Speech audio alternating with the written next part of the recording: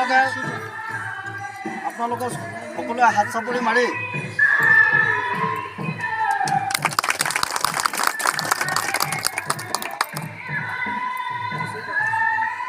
লগতে আমি দুআষাৰ তেখেতক বক্তব্য ৰাখিবলৈ দিছোঁ।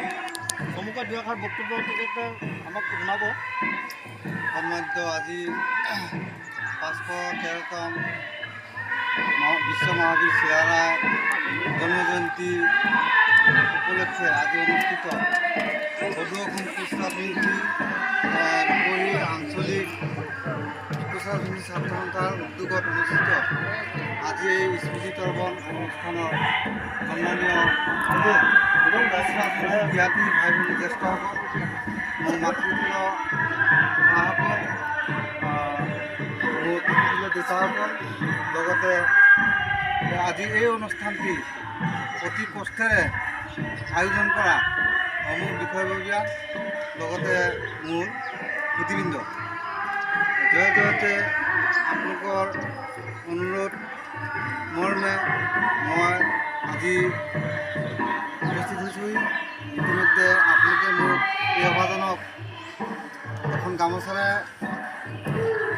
সম্ভাষণ জনাইছে, গতিকে মই গৌৰৱান্বিত। মই আপোনালোকৰ ওচৰত ঋণী। গতিকে মই আপোনালোকক এটা কথাই মই ক'ব বিচাৰিছোঁ যে মই আজি কালি মই কথা এটা উল্লেখ কৰিছিলোঁ, মই আৱেগত মোৰ চকু পানী ওলাইছে।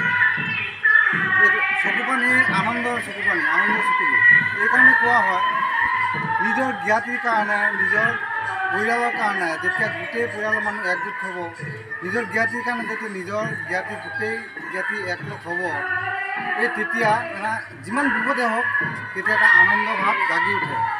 এই আনন্দ ভাৱ জাগি উঠিলে আমাৰ কি হয়, কাম কৰিবলৈ যিখিনি কাৰ্যকৰ্তা তেওঁলোকৰ উৎসাহ বাঢ়ে।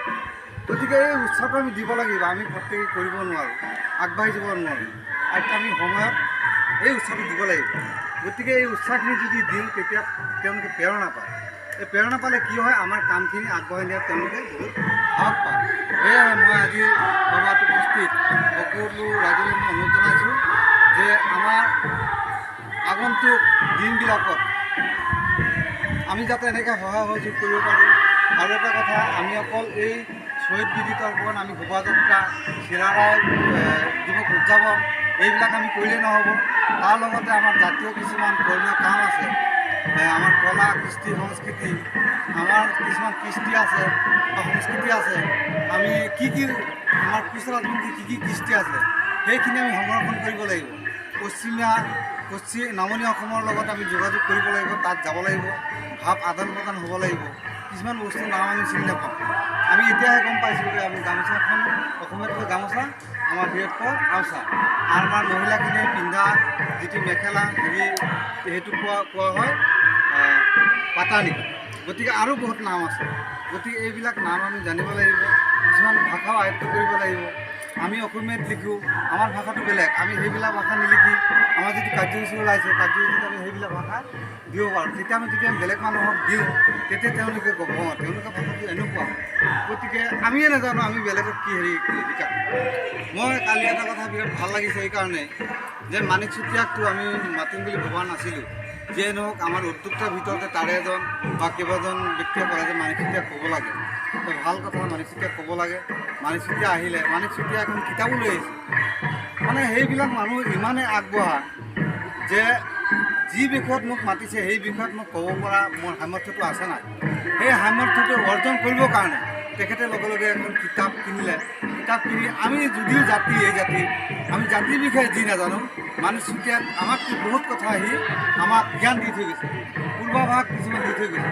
গতিকে এইবিলাক বস্তু আমি প্ৰত্যেকেই যিখিনি শিক্ষিত মানুহ সেইখিনি আমি সংৰক্ষণ কৰিব লাগিব।